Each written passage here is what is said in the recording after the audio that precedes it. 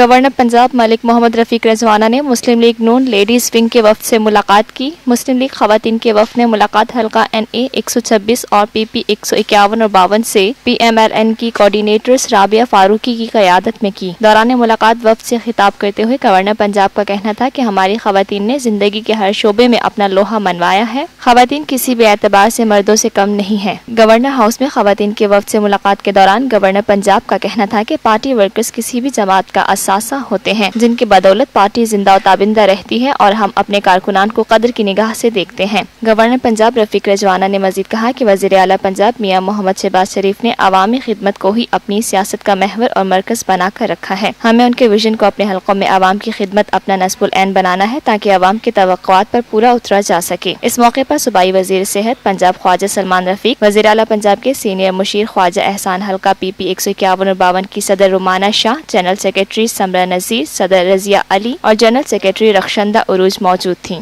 Lotus Lake Towers, a groundbreaking endeavor by Lotus Properties.